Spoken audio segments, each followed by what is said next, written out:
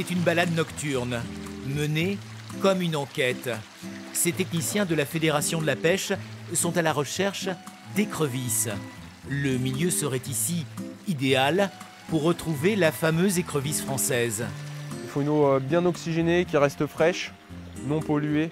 Il y avait des écrevisses par le passé et ça reste un cours d'eau qui est adapté pour avoir des populations d'écrevisses à pattes blanches. Plus une patte blanche à l'horizon dans le lac de Nantua.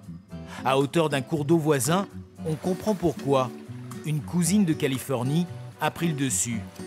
Le dessous de ses pinces, lui, va être bien rouge. Échappée des élevages, l'écrevisse américaine a colonisé la France. En plus de ça, c'est une écrevisse qui est porteuse d'une maladie.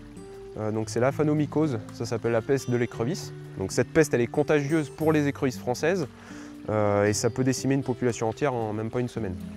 Voilà pourquoi les opérations de comptage commencent toujours par une séance de désinfection. L'écrevisse à pattes blanches est en rouge sur la liste des espèces menacées. Cet inventaire a donc une valeur patrimoniale. Ah, j'en ai une là. On va essayer de se cacher. En quelques nuits, 3000 individus ont été comptabilisés sur une dizaine de cours d'eau du département de l'Ain. Au pied d'une cascade, les résistantes semblent avoir trouvé leur équilibre. Même si les populations ont pu décroître ces dernières années, il en reste. Donc à nous aussi de les suivre et de comprendre un petit peu les mécanismes qui font que ces populations régressent, ce qui fait qu'on pourra mieux les protéger à l'avenir. Les habitants du secteur vont donc être sensibilisés pour que ce lieu reste l'un des refuges des dernières écrevisses françaises.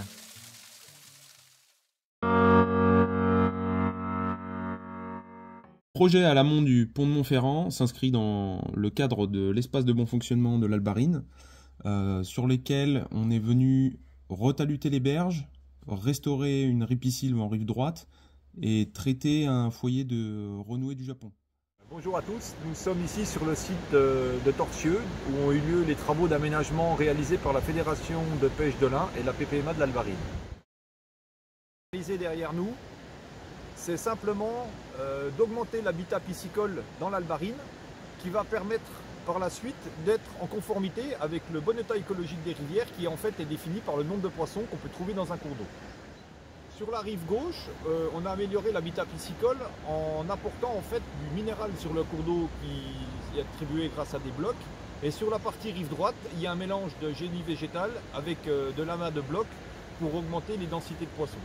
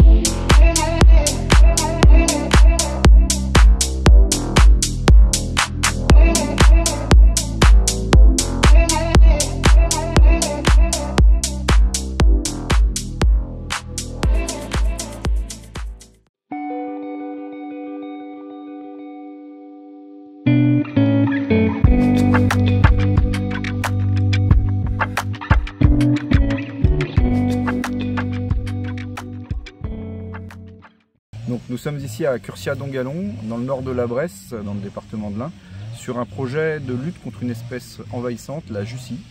La jussie, c'est une plante aquatique, mais elle se développe aussi sur les terrains humides. Ici, en bordure de l'étang, on a une petite prairie qui est contaminée par de la jussie. Et l'objectif des travaux que mène la Fédération de pêche, appuyée par la région Rhône-Alpes, c'est de concurrencer la jussie par la plantation d'une haie de saule et une haie d'arbustes qui vont empêcher la jussie de s'étendre et qui vont créer un rideau d'ombrage.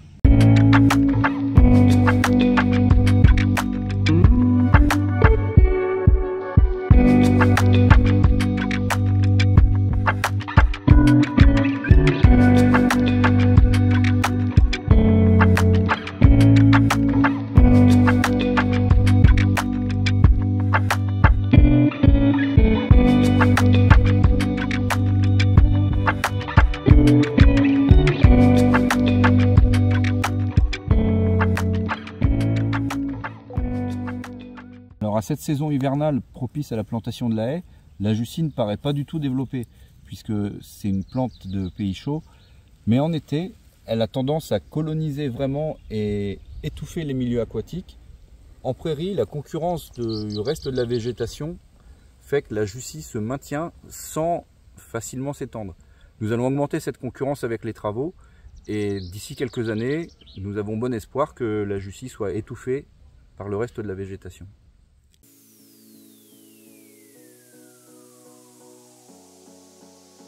Le plan départemental de gestion est maintenant accessible sur une interface web qu'on va vous présenter. Là par exemple, voilà la page où se trouvent les résultats des pêches électriques. Voilà par exemple les résultats sur la Valserine où plusieurs années peuvent être comparées. Sur cette rivière sauvage, on a pu mettre en avant une superbe population de truites fario cette année sur le parcours no-kill de l'Elex. Et les résultats sont dorénavant accessibles en direct et de façon beaucoup plus interactive avec les cartes, les commentaires, etc. C'est beaucoup plus intéressant que sur papier. D'autres sortes de résultats peuvent également être observés, comme par exemple, là on va aller sur la Dorche, une autre rivière sauvage, où on a installé des thermomètres et on peut voir que cet été 2023, on a de forts réchauffements avec des refroidissements rapides et une température qui évolue de façon assez inégale, non linéaire. Ça nous permet d'expliquer les résultats piscicoles et cette évolution de la température est très probablement marquée par de la mise en charge et relargage de réseaux karstiques et de différents systèmes de sources. Allons voir maintenant des résultats sur un autre secteur. Je vais fermer le volet d'exploration de nos diagnostics, zoomer sur l'Albarine et afficher par exemple les résultats des pêches électriques. En 2023, nous avons pêché l'Albarine à Charabot et voilà ce que l'on peut donc observer. Notre diagnostic, les résultats synthétiques. Donc à côté de ces résultats généraux, on peut télécharger le rapport de l'opération en question sous format PDF en cliquant là.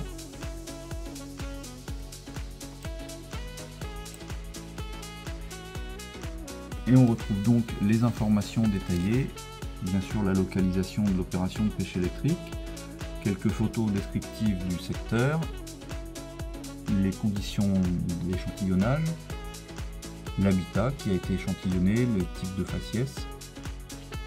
On observe surtout les résultats détaillés avec les différentes espèces. En l'occurrence, sur ce secteur, on a uniquement de la truite. Et puis, la répartition par classe de taille, la relation taille-poids qui permet d'évaluer entre autres l'état de santé des poissons, et différents scores de qualité qui nous indiquent pour le cas de l'Albarine une qualité moyenne. Cette qualité moyenne est à considérer au regard des standards officiels. Il en reste néanmoins un peuplement très intéressant pour la pêche, avec de nombreuses truites jusqu'à 30 cm.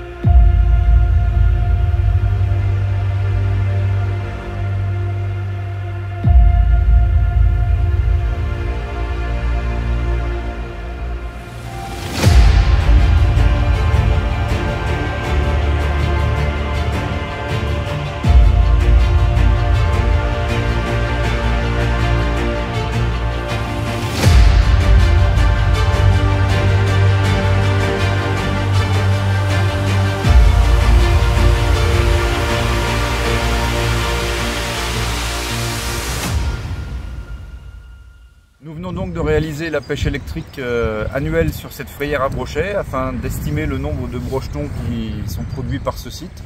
Cette zone humide, on contrôle le niveau d'eau grâce à une entrée d'eau et une sortie, une vanne, et les brochets se reproduisent. Environ 1 millier de brochetons peuvent être présents sur le site, ce qui permettra un bon renouvellement de l'espèce dans la rivière.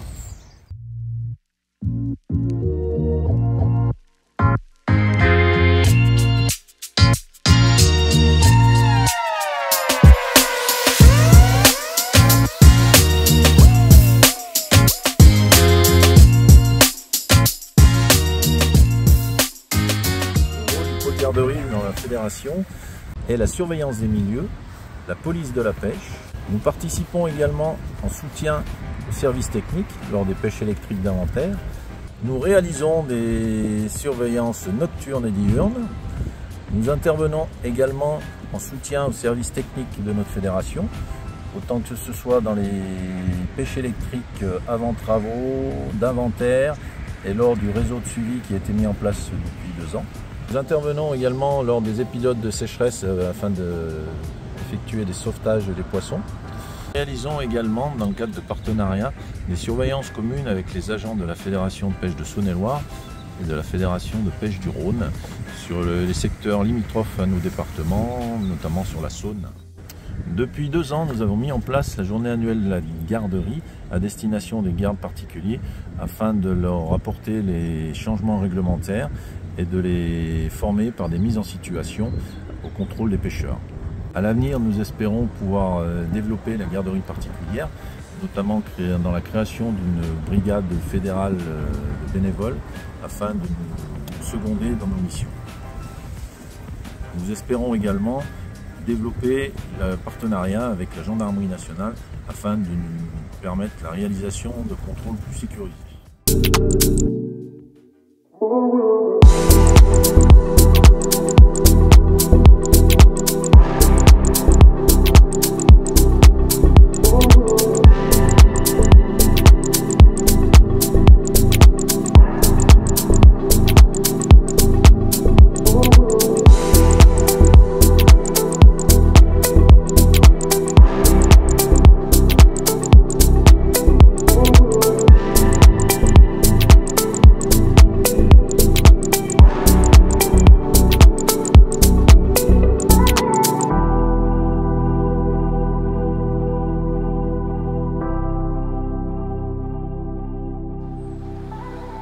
C'est une rivière de galets. L'Albarine a disparu par endroits. L'eau, de plus en plus rare ces dernières semaines, a fini par s'engouffrer sous terre. Les maigres bassins qui demeurent ont leurs pensionnaires qu'il faut sauver. C'est une pêche électrique. Le poisson est étourdi. Seul moyen efficace pour le récupérer rapidement. C'est l'ultime recours avant la sec totale qui risque d'arriver dans les jours qui viennent. Celle-là, c'est la truite fario du bassin rhodanien. C'est tous des poissons issus de la reproduction naturelle. La raréfaction de l'eau est une chose, mais sa température n'arrange rien. À 18 degrés, la truite réduit sérieusement son activité et ne s'alimente plus. Sans ce type d'opération, la faune piscicole est menacée. L'été 2022 a fait du mal. Les débits aussi de cet hiver aussi, qui n'ont pas permis une recolonisation de la rivière satisfaisante, en tout cas pour les pêcheurs. Donc il en reste un petit peu à sauver, mais pas dans les proportions que l'on attendrait. L'Albarine est l'une des rivières de France qui attire le plus de pêcheurs. Des années de sécheresse et des aménagements successifs entament aujourd'hui sa réputation. Ça concerne tout le monde, les pêcheurs et les non-pêcheurs, c'est le patrimoine. Les poissons sauvés vont voyager, embarqués pour quelques kilomètres. Ils remontent ainsi la rivière. Avant d'être libérés, ils sont comptés.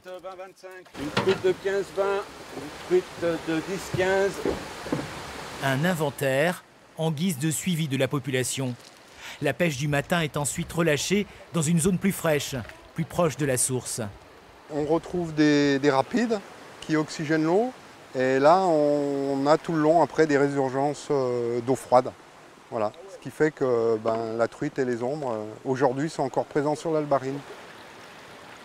Ironie du sort, l'heure est maintenant à la pluie.